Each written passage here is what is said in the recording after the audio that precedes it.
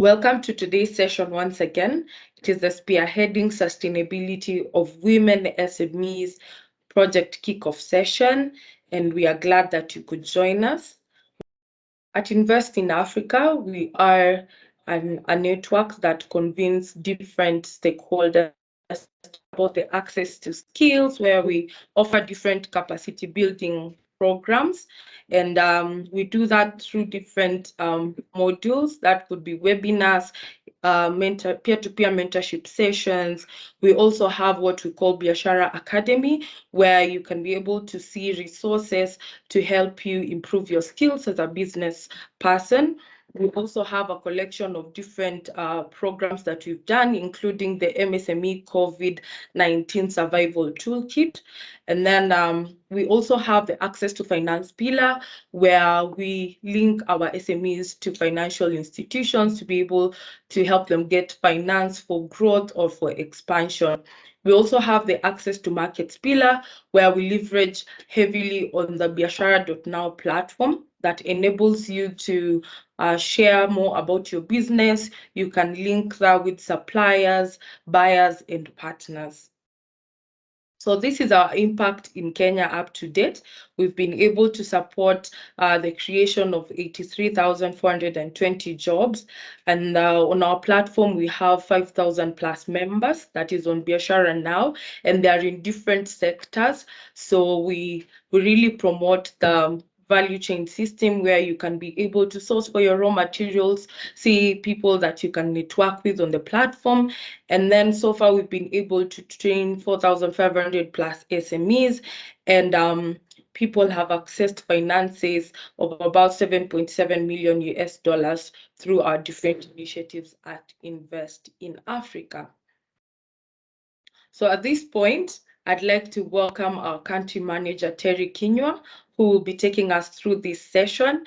And I'm glad to have you on the call. Let's keep introducing ourselves on the chat box. And in case you have any question, feel free to post it on the chat box or raise your hand. We will be on the lookout. Welcome, Terry. Thank you very much, Lim Hazel, and good morning, everybody. As Lim has said, my name is Terry, and I'm country manager for Invest in Africa, Kenya. Very delighted this morning, firstly, to welcome you to this program, Spearheading Sustainability of Women SMEs, and to congratulate you for your selection to the first cohort. So this first cohort, we are seeking to achieve 30 young women. We received over 150 applications, so thank you for applying. And through the shortlist committee, then you are here. And of course, I'm made aware by Lim that we are expecting other members to join. So we look forward to having them join before the session is over. But just in case, we are recording the session and it will be made available on Biashara.now platform, which will become your home and a familiar working and networking too over the next 2 years while you're on the project. And of course, we hope for a long time thereafter that you will join the community of over 5,000 SMEs who are members of Biashara.now. My work this morning is simple: to introduce to you the project, to kick it off. And to do that, I would like us to consider the rationale for the project and why sustainability advantage is important for us as SMEs, and particularly women-owned SMEs. And we are kicking this off with young women. So, of course, working with the government definition of young, which is below 35 years of age. So to introduce this, first of all, is that, sustainable development has been looked at as that ability of present generation, that is you, I, and everyone else who is living today, to actually meet our needs without compromising the ability of those generations that will come after us being able to meet their own needs. And as we know, SMEs are a central driver and pillar of the economic landscape in Kenya. We make a significant contribution to improving standards of living because SMEs are creative, many innovations coming through from that sector and employing well over 85% of Kenyans today. We also contribute to almost half of the GDP of Kenya's GDP, and therefore a key factor of poverty alleviation. So there is no agenda that can be discussed about our country or this globe actually without considering SMEs' contribution. And therefore, SMEs such as ourselves are also critical in ensuring then that this sustainable development is met. We are spread over urban, rural areas. We know that very low entry barriers, such as investment requirements. I have heard someone saying she's a baker. Perhaps what you need to start is skill, and is having the skill and having the facility, maybe an oven in your home, and you can kick off. Whereas, with large corporation, large corporates and corporations, it's quite a different scenario. And therefore, how can we then not have a role to play in supporting sustainable development, yet we are having a big role being a massive part of the firms or companies that exist in this country that therefore contribute to whether it's climate pollution and the impacts that we are facing currently with not leading a sustainable way. This conversation about sustainable development began a long time ago. Actually, as early as 1972, that is over half a century ago, was the first UN conference on the human environment. And this was when the community was recognizing that we could manage our environment in a way that's mutually beneficial for all of us. In 1992, 2 decades later, there was now a first attempt to draw up some action plan and strategies on how do we move towards a more sustainable pattern of development. So for 20 years, the discussion had been going on since the first conference, but there was no clear action plan on how do we move this forward.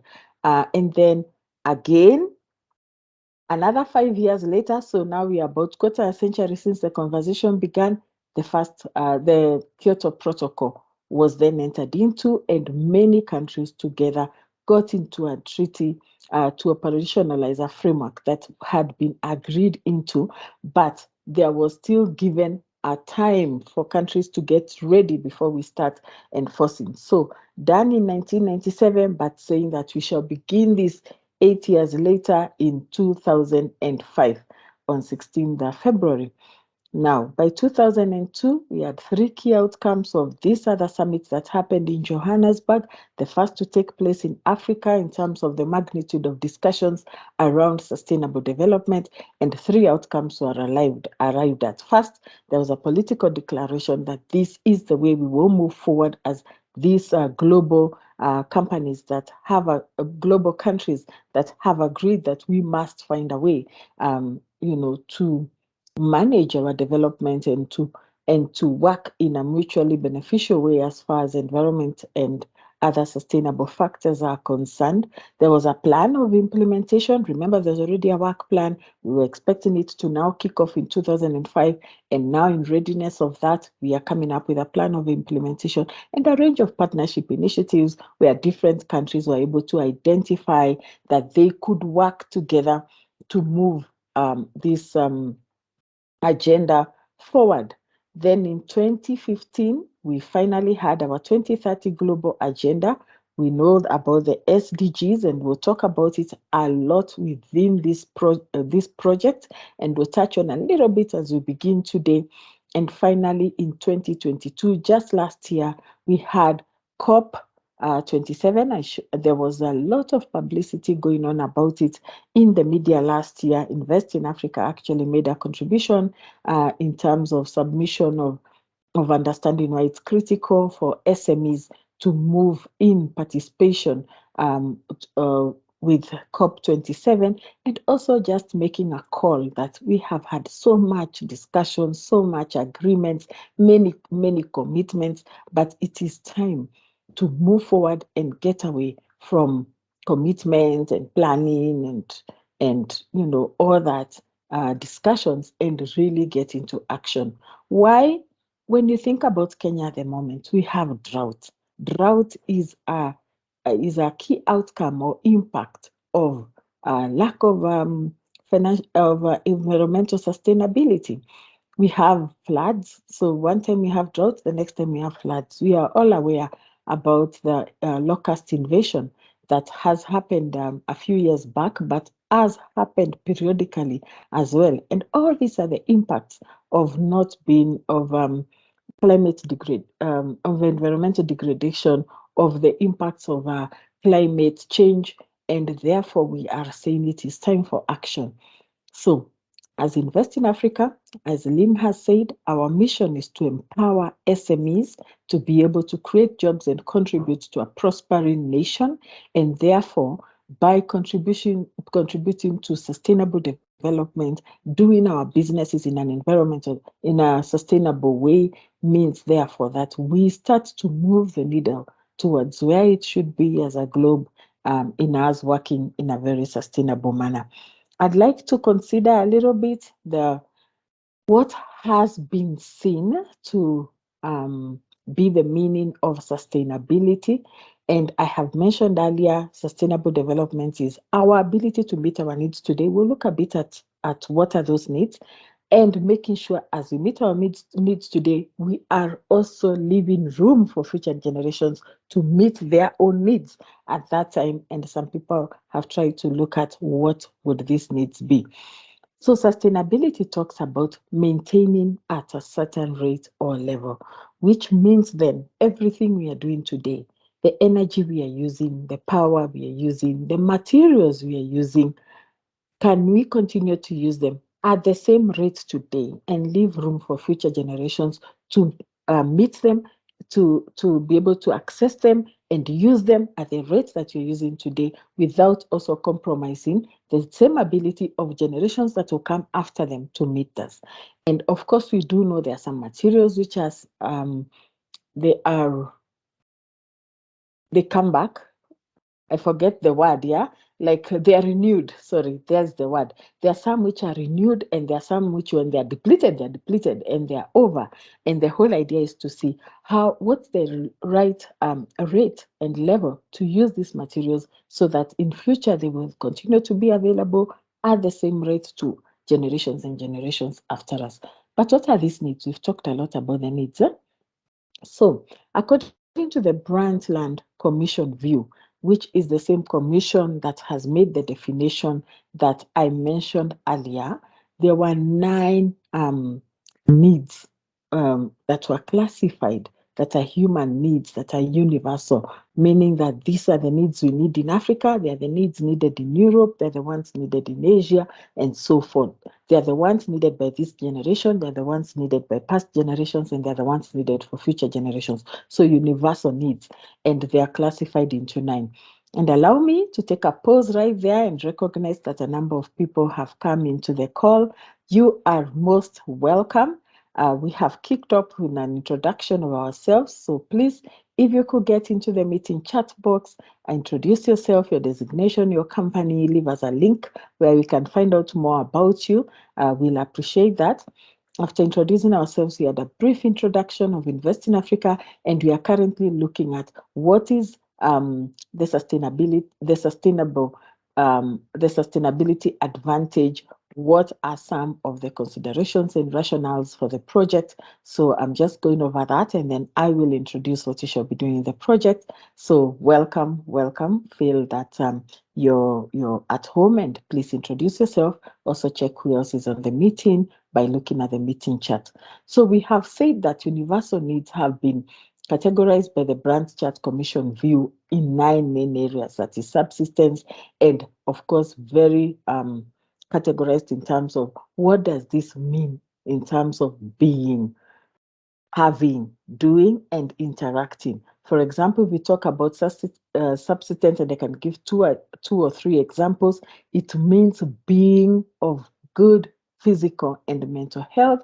It means having food, having shelter, and having work. It means being able to feed ourselves, to clothe ourselves, to rest when we need it, and to work, and also being able to interact with the living environment or in the social setting.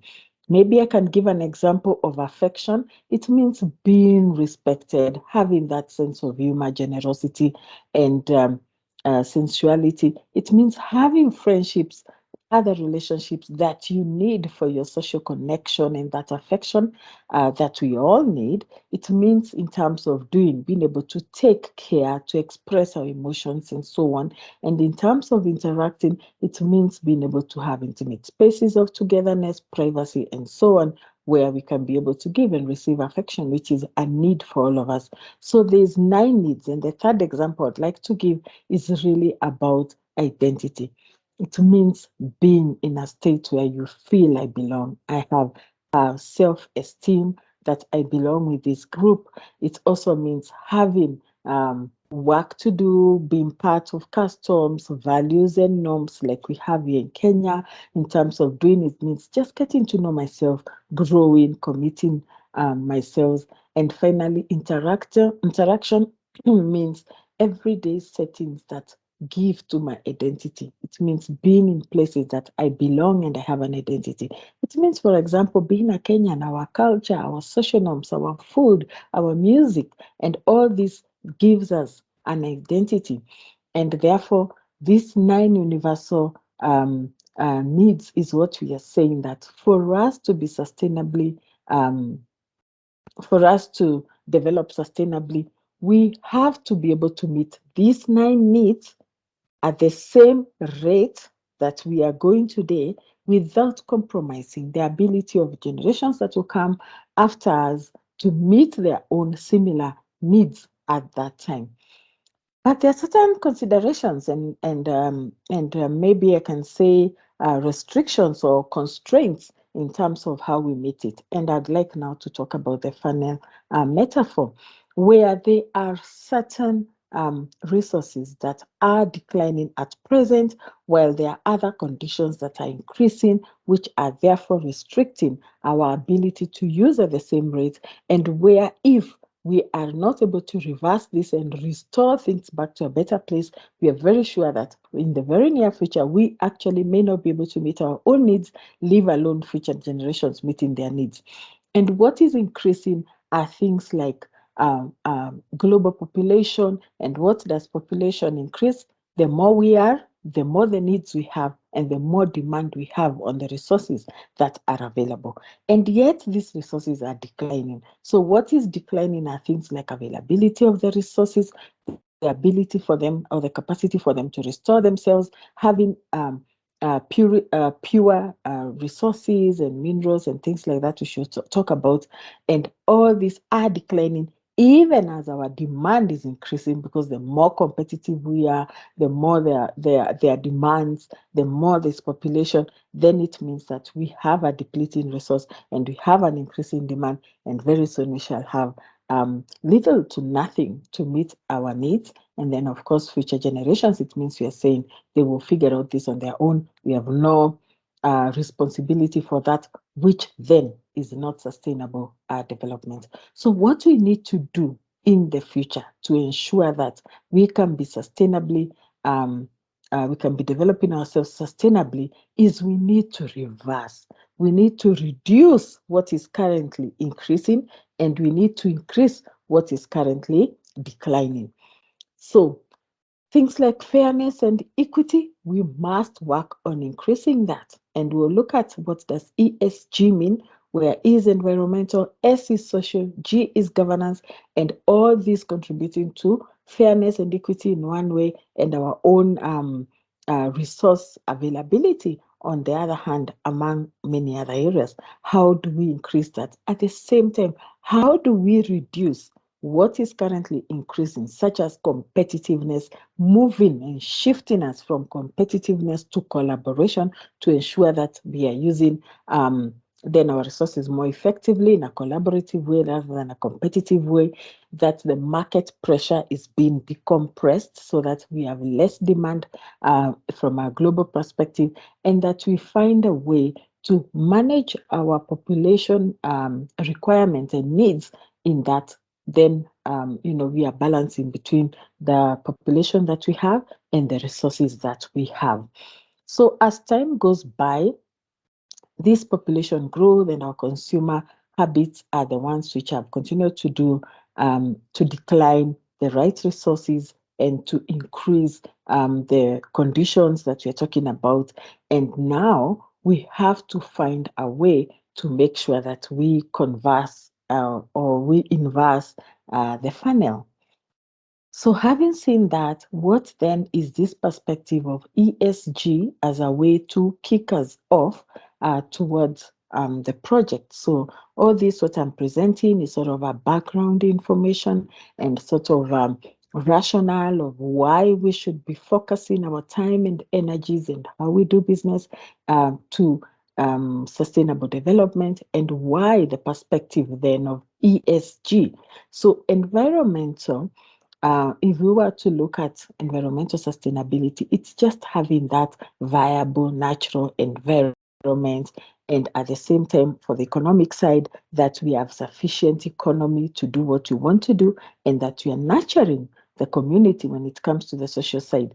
And there have been many views where before it was seen as if one of the three areas is more important than the other, or each area is important but as a standalone from one another. But then with this Brundtland Commission, which defined sustainable development and which defined the needs, they looked at it as each of three elements, these three elements belong together, are co-joined, and are of equal importance if we are actually going to move forward in a sustainable way.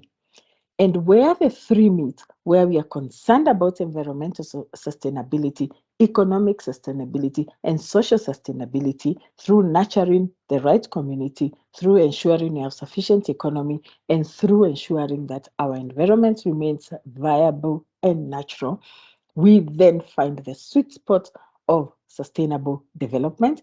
And that is the area we would like to play in terms of supporting SMEs, each and every one of you, and this time through this project and cohort one, particularly young women entrepreneurs, to be able to play within the enclosure of sustainable development, which is in the diagram, the yellow spot right in the middle, having equal contribution and equal consideration on all the three elements. So if we are going to handle it in this manner and looking at what does each one of these mean and how does each of these then look like in terms of our SDG viewpoint, then I will be able to discuss how does this play to enhancing your own business, ensuring that you can better access the markets that you need and finances that your business needs to scale because you're working in a sustainable manner. So for the environment criteria, every business utilizes energy resources which are affected by or affect the environment. Think about your business at the moment. If I could just send our mind back to our baker, think about the energy that you're using. Think about waste. How do you dispose waste?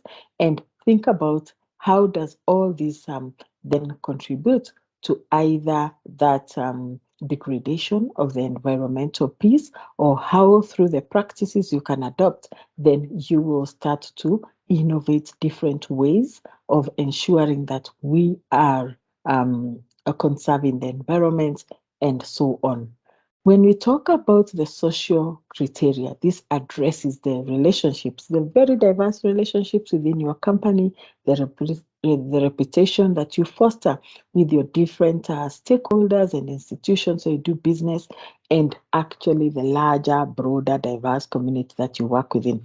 So you're thinking about your employees, the human capital. How do you manage them? How do you develop them? What kind of policies do you have in place to ensure equity and fairness within your company? If you think about diversity, what are the people, what is the look or the face of the people of the company? When I talk about this, diversity cuts across gender, age, ethnic background, and so on, and different abilities. For example, people who are able-bodied and people with living with disabilities, and thinking about that diversity, not just of your employees, but of your entire value chain, your suppliers, your clients, different stakeholders, and seeing how can you then be able to embrace a community that's broader, that's more diverse, that's promoting absolute equity, fairness and equality across the board.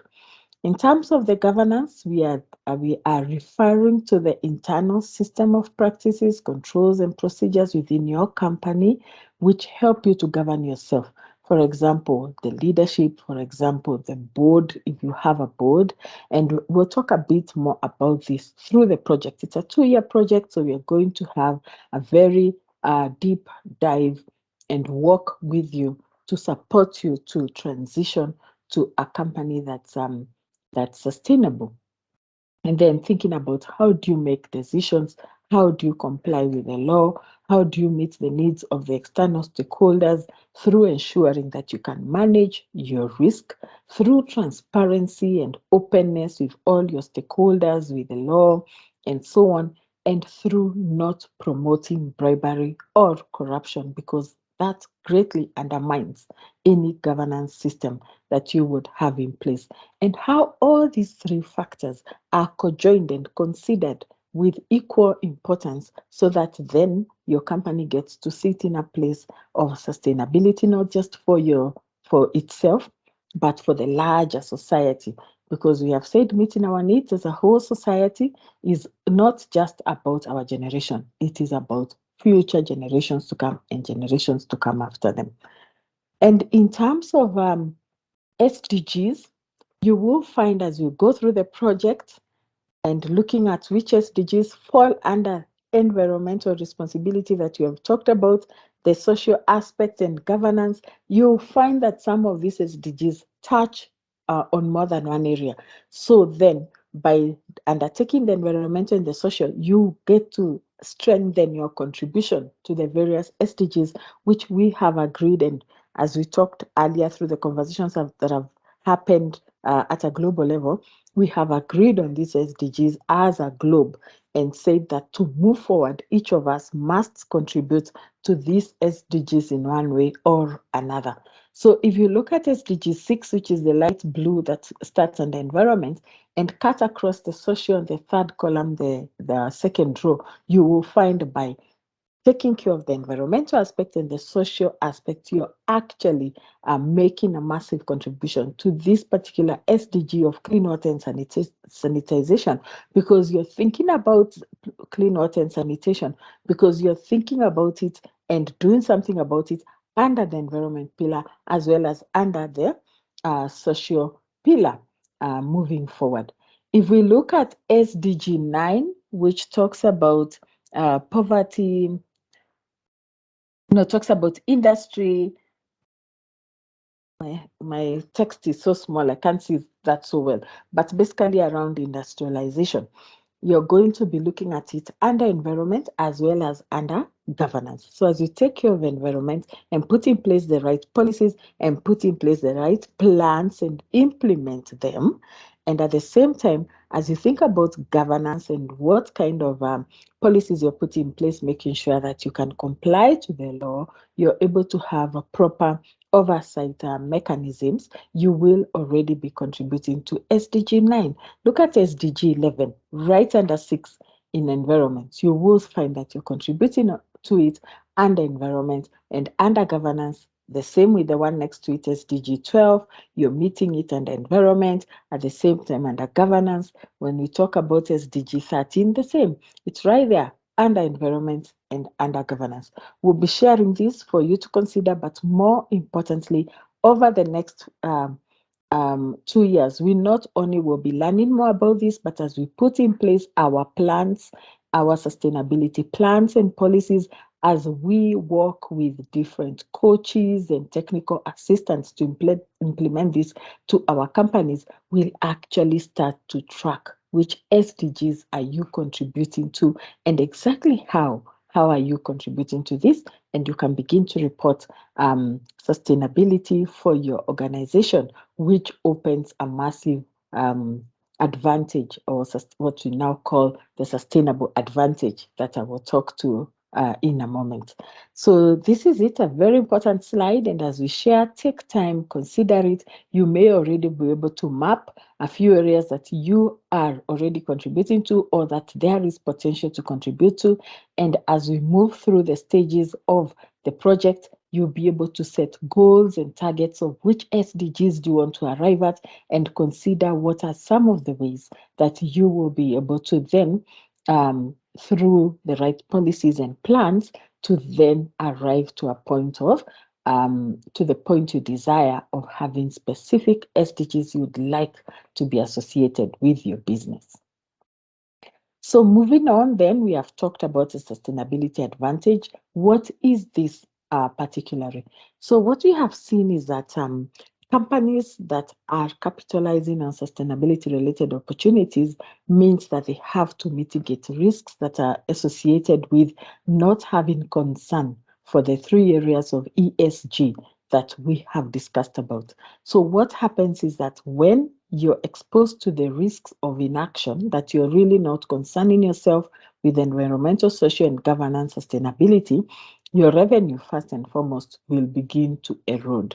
Your expenses are very high. Think about what you're spending on energy, on even just turnover of people, because it is very expensive to hire staff, to train staff, and then to lose them. But you will if you're not thinking about fairness, about equity, if you're not thinking about how do you treat them, what kind of relationships are you nurturing, the same way losing your clients will be the same manner, and that's how the revenue is eroded. Sometimes revenue is eroded because of compliance. When you don't comply and KRA comes and slaps you with fines upon fines, before you know it, you could actually come to the end where we have said you're at minus 16% to minus 36%. And in worst case scenarios, you're shut down, because when it's matters of governance, you can easily get shut down. If it is matters of staff, if you have a massive walkout from your staff or fines through the court because you're not of how you're treating the staff, then the business has a high risk of not just being in this minus 16% to 36%, but actually ceasing to exist. But what are the potential opportunities?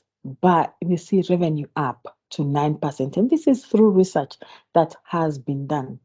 We see a revenue up 9%. And what actually research has shown is that a typical company could improve profit by 51 to 81% within 3 to 5 years.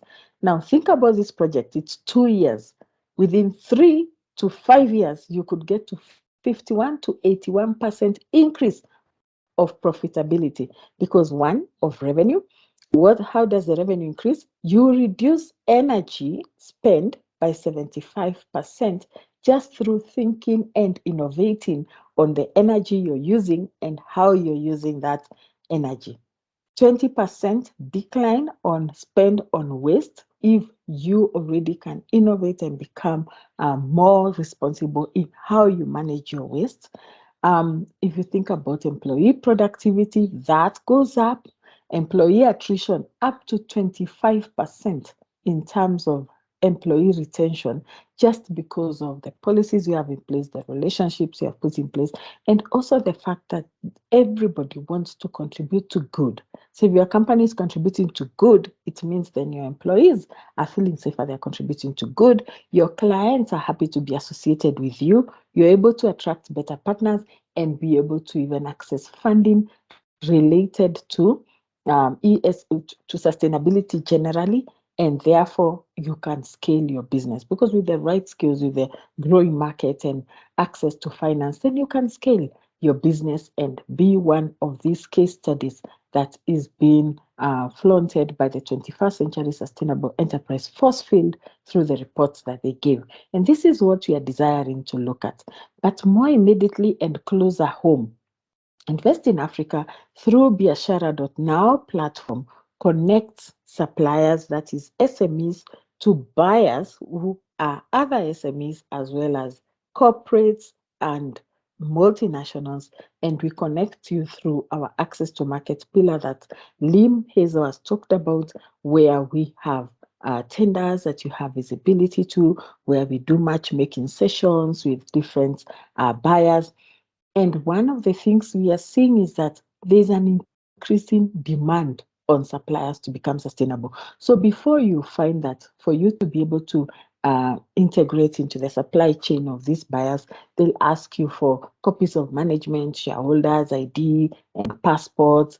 They'll ask you for a company profile and so on. Today, they're asking for a lot more. And this is as a prerequisite to procurement. So they want to see, where is your signed health and safety management plan?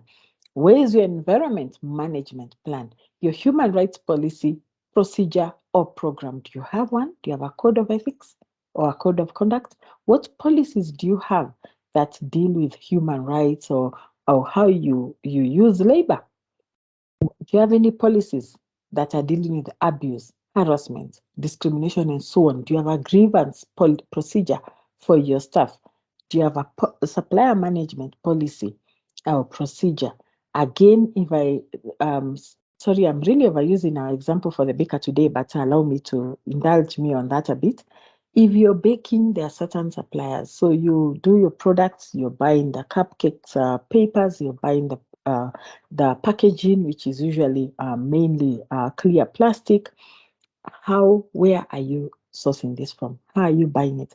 Are you concerned in how you're buying it, or do you not mind as long as you get what you want? You don't care how they produce, if they're degrading the environment, you don't care if they're using the children or they are paying almost nothing to widows and other persons living with disability, basically the marginalized and and so on in the society. Or can you actually be concerned and have a policy in terms of how you will manage your procedure for supply and sourcing for the raw materials that you need? They also want to see a socioeconomic development. Now, the thing with prerequisite means that if you do not meet this, you cannot move forward.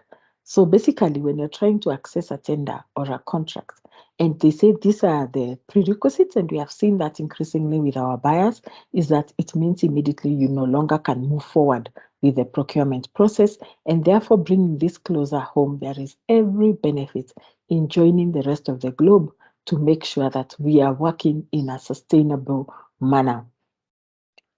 Okay, so having said that, then we are here doing our bit as Invest in Africa, doing your bit as a participant of our cohort one.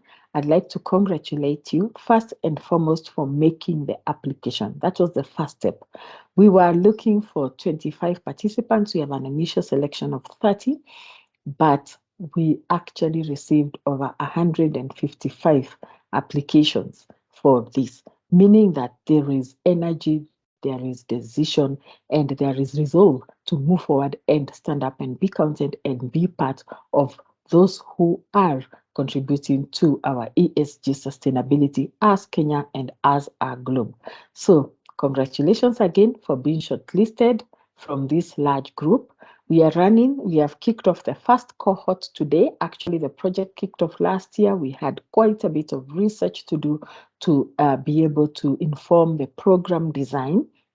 And we have had a number of questionnaires and surveys sent out. We have received information and come up with a needs assessment report, which still now needs one last input from the actual participants of the project.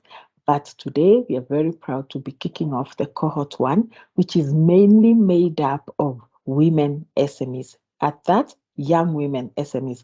So each of you participants is within the ages of 18 to 34 that are within cohort one. Later in this quarter, we shall be launching cohort two of a larger group, and which will not go through all the points that you go through, but some of the points that you go through, and it will be for general SMEs. So we shall have SMEs who are women, who are men, who are persons living with disabilities, who are young, who are above the age of 35. That will be our cohort two, but we'll kick it off later this quarter.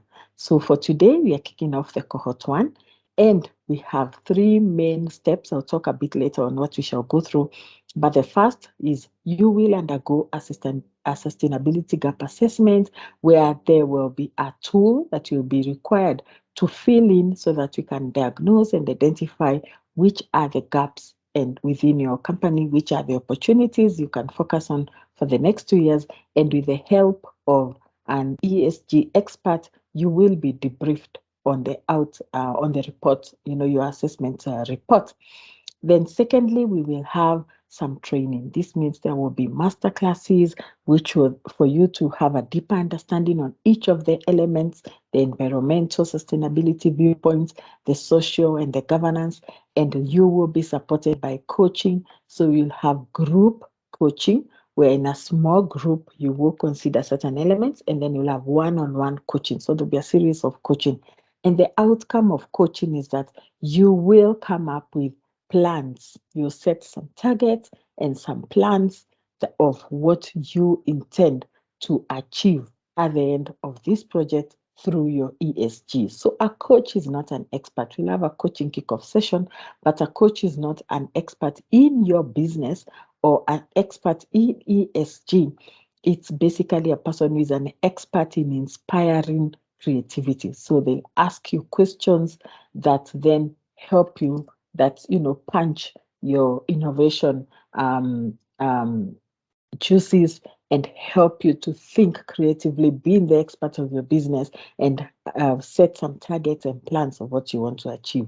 Once the work with the coach is done, you'll now have technical support, technical assistance. So now these are experts in ESG who help you to put that plan to implementation, meaning that they will work with you to translate your plan to some actual action that you can pursue. Their work is purely advice. As I say, the work will remain to still be done by you and your team to implement, but to ensure that you're going down the right road, you will have someone working with you closely, helping you to decide then for you to achieve this plan. And based on the assessment tool, so you have where I am through the assessment report and where I want to go through the coaching that you have received. They'll help you walk the journey in between and piece the how do I get there bit. And of course, we'll be working with you hand in hand, making sure we are registering all the success stories or the impact stories and using this to inspire, to learn, and to teach others in the future.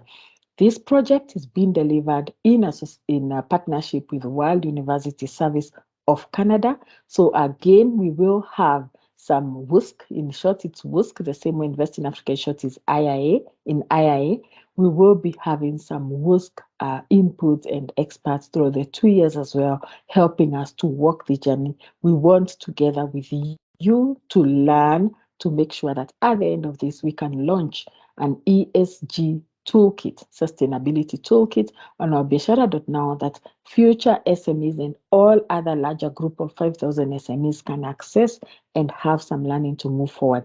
The advantage you have is that Invest in Africa and WUSC are actually contributing to this project. So you will not be required to pay to receive any of the training, any of the coaching, any of the technical support to ensure you get there, that we are learning together. And that's why I said cohort 2, because of whatever funding is in place, may not receive each and every aspect of what you as a select group receive, but we want to ensure that we support every SME within our network and our scope to be able to begin to take the steps towards a responsible company, and so on. So I congratulate you and look forward to working the 2 year with you. What we have discovered, and if this is just a short theory of change, I won't go through each one of it, but I just want to mention briefly. What we have discovered in terms of a problem statement, and I'll move from down going up, is that SMEs are willing to participate actually in ESG sustainability, but there has always been a hindrance of limitation in terms of size. With limitation in size means we lose economies of scale. Then skills, not having the right skills to know where to begin and the knowledge to know how to move forward. And on top of that, women entrepreneurs, of course, face that additional challenge that comes with gender inequality, stereotypes, sexist attitudes, and even just thinking of how do you access financing for sustainability. Sometimes you're being asked for collateral, and there has been a report, I forget whether it's 2022, I think 2021, that showed that over 75% of women in Kenya do not own land, and land being a key factor of production means then that you cannot access a lot of finances and things like that that you require. Yet majority of micro, small and medium enterprises are actually women, and women are continuing to take up a key place in terms of creating livelihoods for their families. Particularly young women are even further affected, and that's why we wanted to work with young women on this program, which for us is an innovative program which we're seeking to learn and ensure that we get the best knowledge to launch an ESG sustainability toolkit that can be used by other SMEs like you to make the journey that you have made with your company. So then the activities we are going to do, we have really put them in 5 main strands. There's a sustainability awareness where we have been sensitizing everyone on ESG sustainability, and we already have had 2 sessions. Today was the third one. We already have over 155 people, as I say, declaring interest to take this journey. The second strand will be that sustainability gap assessment using the tool I have talked about to diagnose and identify your gaps, your opportunities, and work with an expert to help you debrief and understand what the assessment report is saying. Thirdly, coaching and mentorship. This will also include training, so there'll be master classes undertaken, then group coaching, one-on-one coaching, and technical support assistance in Strand 4 will be there to make sure that you are able to effectively implement the sustainability actions, plans, and policies that you draw out with the help of your coach. And finally, as I've said, we will track impact and showcase your success, but also look at the lessons and learn from that. We are going then to look at the impact along the way and ensure that we are reporting this. So how do we move forward? 6 critical steps that you must take as we kick off this cohort 1. The first is you have been given an offer to join cohort 1, and this was through the acceptance letter that came to you, and attached to the acceptance letter was a terms of engagement. So it says terms of reference, it should be terms of engagement. So for you to then accept your invitation and join cohort 1, you need to sign these terms of reference and return it to Lim Hazel by Monday, coming Monday, the 20th of February.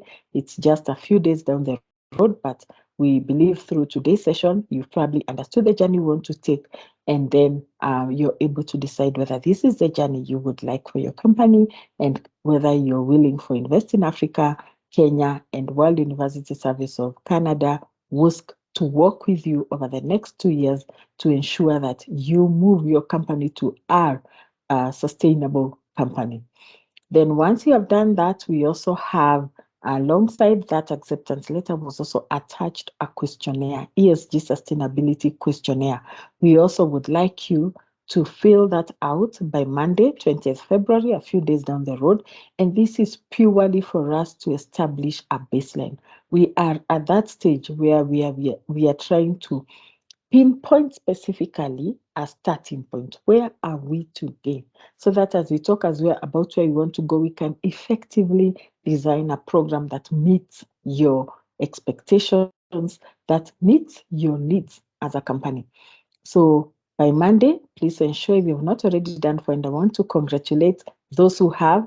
Lim Hazel tells me already we have about a dozen people who have already signed their terms of engagement and who are filled in the baseline survey and therefore are ready to go to the next point. So you will be supported by the Invest in Africa team to join Biashara.now platform before Monday 27.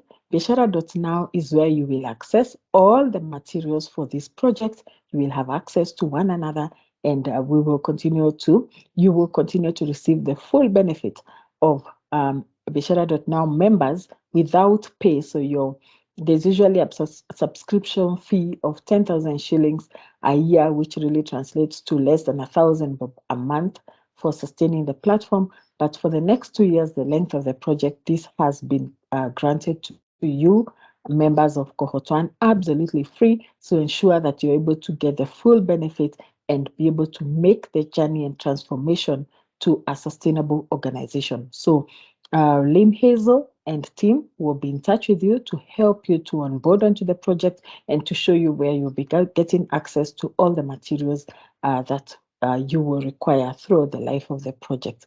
So once those 3 steps have been done, they're very simple. They're just tick boxes, but they're critical to ensure that you're indicating your availability and willingness and commitment for the next 2 years, and also that you're getting a clear baseline indication, because we will continue to measure a midline at the end of 1 year and an end line at the end of the 2 years to see how has this project been able to support your business and whether you met the expectations that you had at the start, and the project, what was the project able to achieve for learning purposes of future cohorts.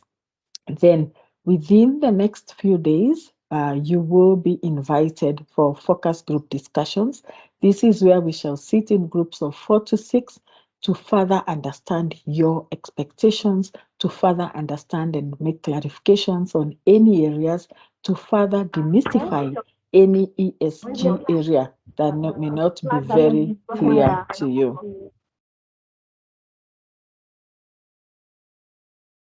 Thank you for muting. I think Lim Hazel had also requested us to please stay muted so that you can finish. We are at the tail end, so just I think 1 or 2 more slides and we are done. Actually, this is the last slide, and then I'll hand it back to Lim to facilitate our question and answer. So the focus group discussion, at least we'll hold at least 3 of them. So not everybody needs to be in the focus group discussion, but the more that go through the focus group discussion are the ones who are very sure that the project will have captured your expectations very clearly and any clarifications will be made. So we'll have 2 to 3 sessions of 4 to 6 people to have these discussions further. And from there, as soon as the focus group discussion is done, you will receive the sustainability tool assessment. And you'll do the assessment on your own. It's a simple one where you will click, click, click. The right answers will be a great number of statements for you to go through and click, click, click, and it will generate a report that then now someone will schedule a session to sit with you and debrief this.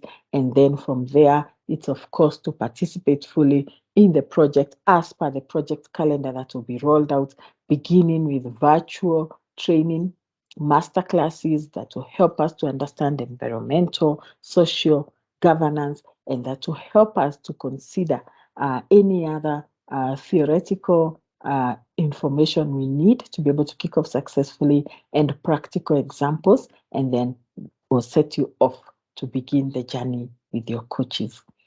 That is it. We are very, very excited about this project. I hope you're excited too. My parting shot is that sustainability is the smart way of doing business. It's the only way of doing business today, in today's age. It serves as a strategic risk mitigation approach. So as you have seen, there's very high risk of your company declining or even shutting down if you do not push it in a sustainable manner, while at the same time, there is every evidence that your company will grow and prosper if you pick up the sustainable approach, and that ESG practices are cost management measures. You do not need to worry about the growing expenses in this era where we have very, very high expenses if you can be supported to innovate and cut down on your expenses. I look forward to seeing you on the other side. I'm also a certified coach, so I will be working with some of you along the way, and I look forward to seeing you on the other side. I'll also be present as we kick off our first training or master classes, and I hope to see you there soon.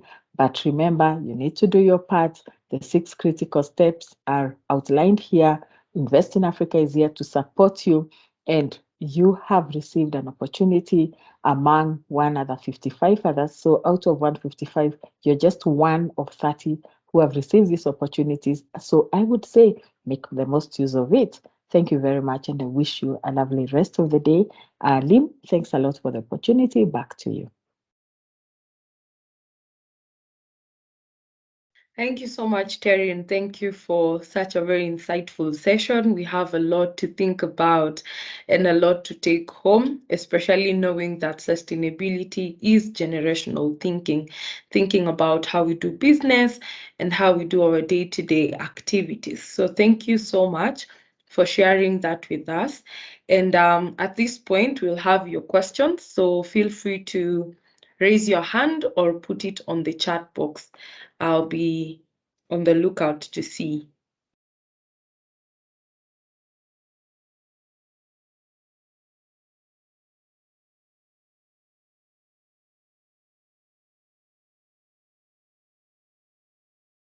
Anyone with any question or feedback regarding the session or the project, feel free to inquire. Yes, Terry, I can see your hand.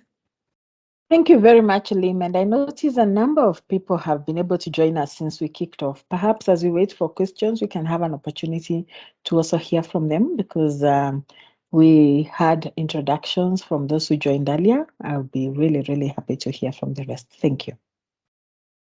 Yes, very much welcome. I can see Patricia on the call. Feel free to introduce yourself. Hello, good morning.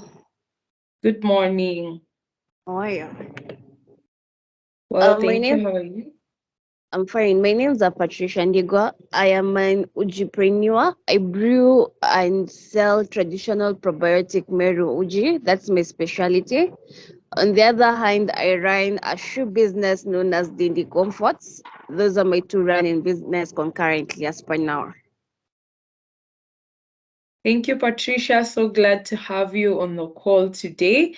And don't worry, we'll be able to share the recording with you so that you can catch up with the rest of the team.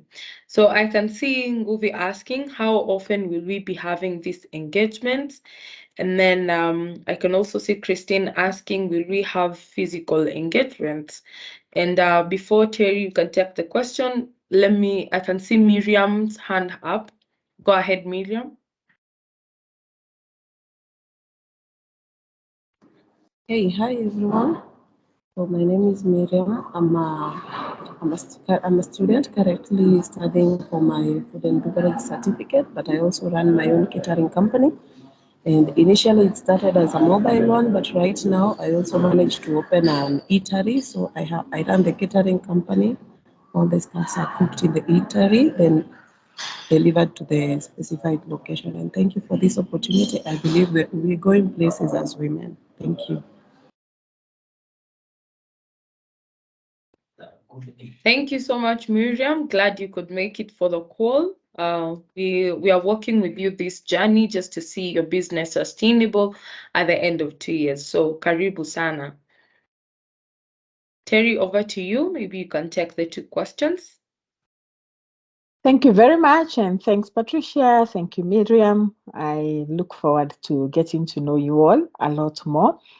Guvi asks, how often will you be having this engagement? So the engagements vary. We'll put out a calendar, but we are trying to minimize them to two a month. And these are brief sessions. They're not sessions that will take so much of your time, unless when it comes to the technical assistant. And even with the technical assistants, these are really more of advisory sessions. They will not come and insert themselves in your company to work with you, but will work as advisory.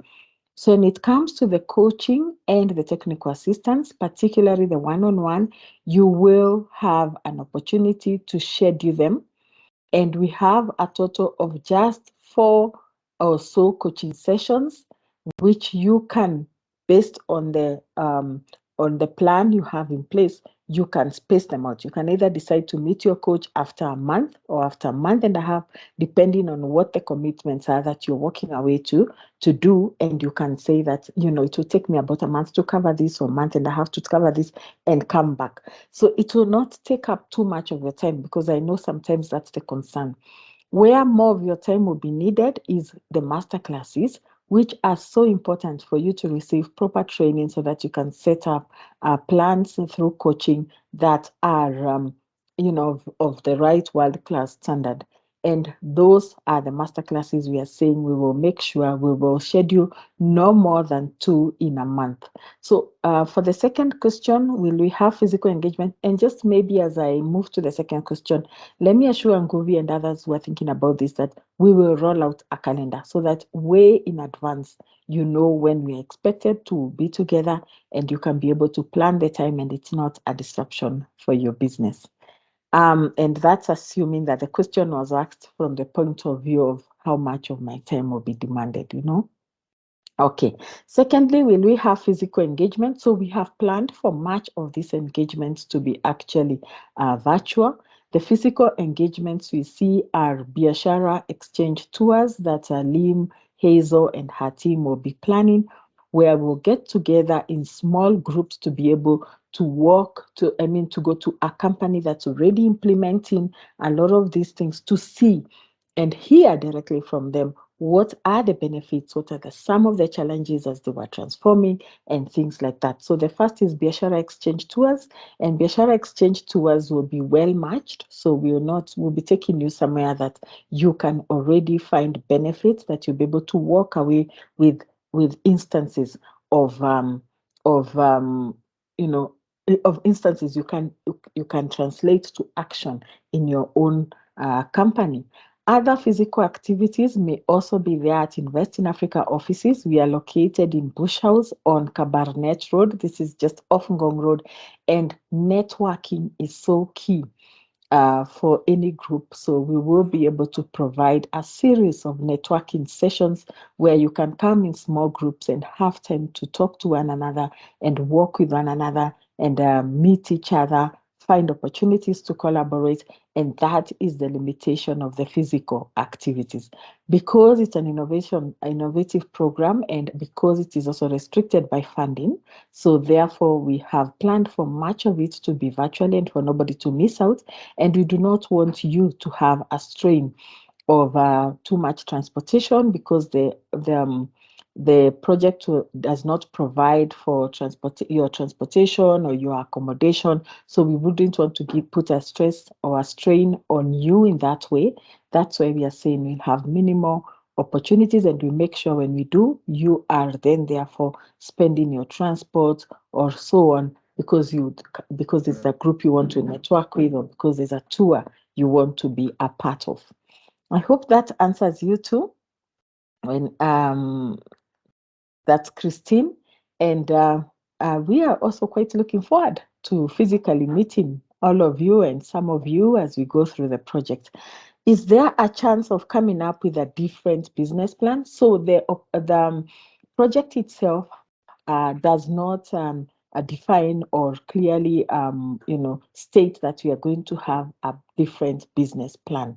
What I can say is that if you would like to put together a business plan, you can learn from our larger Biashara.now platform on putting together a business plan, and then incorporate your learning from ESG to make sure that you're taking part of that element. So the sessions here are focused purely on environmental, social, and governance sustainability, but as a larger support, Biashara now has an academy where you can learn more about having business plan.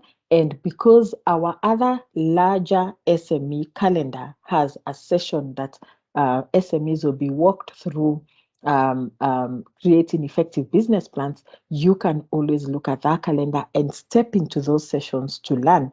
But we will not be providing any close technical assistance or someone to work with you to create that, as we will be on the ESG aspect.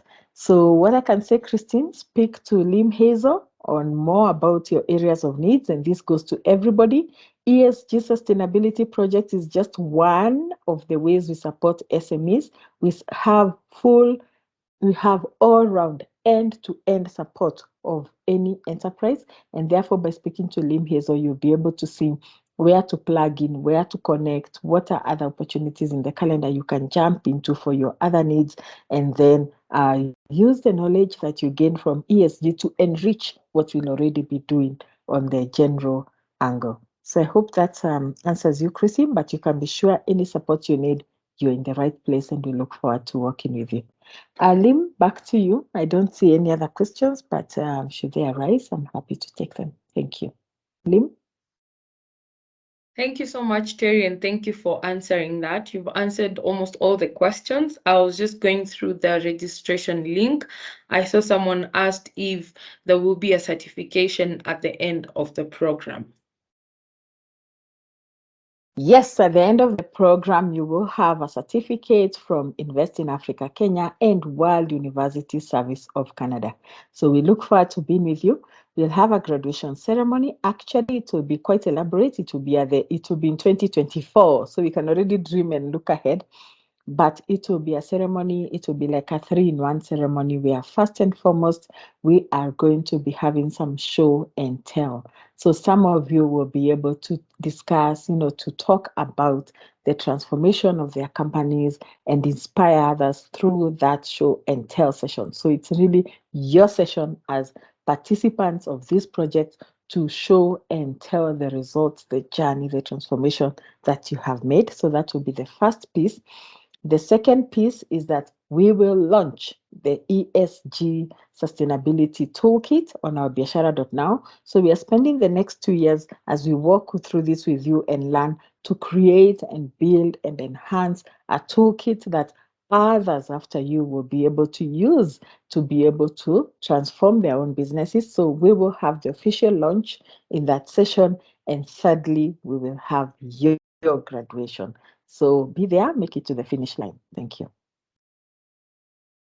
Thank you, Terry, and I'm already excited for them, It's really good to know what you're working towards at the end of it all. And probably one last question. Someone asked, will there be access to finance or financial literacy? Yes, indeed. Yes. So you will go through, let me see whether I can bring the right. I hope you're seeing the slide with the project overview, Lim.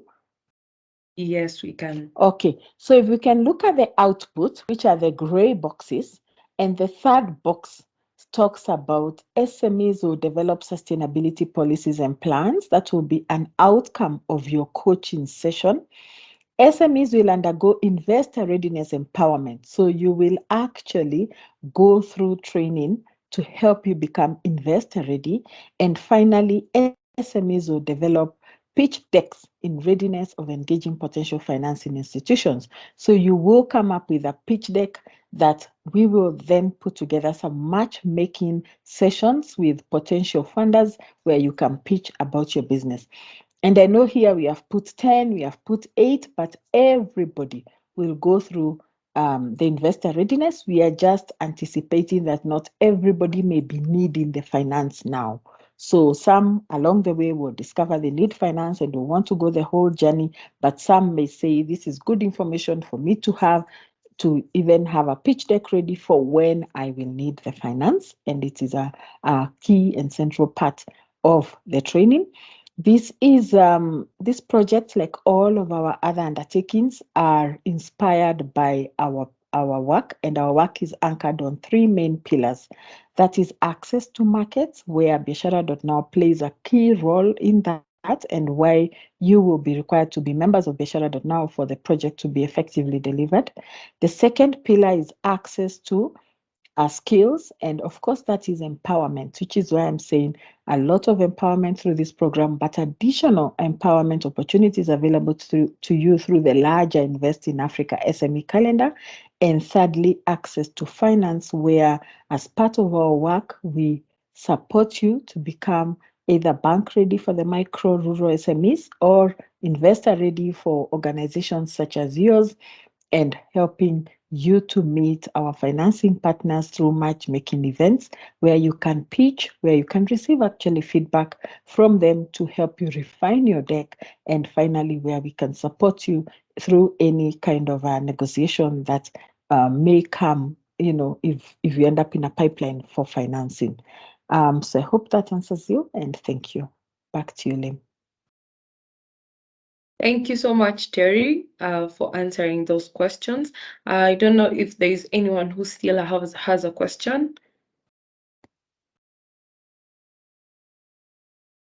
And we hope you're not locking anyone out. I have just put my contact details on the chat box, my name, my email, and my phone number, my work phone number. So in case you have any question or you need to inquire about something, feel free to write to me via the email or feel free to call me on the number provided on the chat box. On your screen are our social media handles, as well as our physical address. We have a page on Twitter, on Facebook, on LinkedIn. We also have a YouTube channel where you can be able to watch different webinars and impact stories from our various projects and our work. And then we have websites for Invest in Africa, as well as biasharanow.com. So kindly feel free to interact with our social media and our online pages. At this point, I'd like to appreciate all of you for making time to join the kickoff session. Again, I will be sharing the feedback link through your emails as well as the recording of the session. Once again, from Invest in Africa Kenya team, thank you, and we are delighted to work with you throughout this journey. So be on the lookout to your emails for different things. First of all, the invite to join biashara.now, and we are able to support you in case of any difficulty in joining the platform. But we have a seamless platform that is self-explanatory. We should be able to share a manual with you and just to help you on board and familiarize yourself with the platform. Thank you very much and have a good day.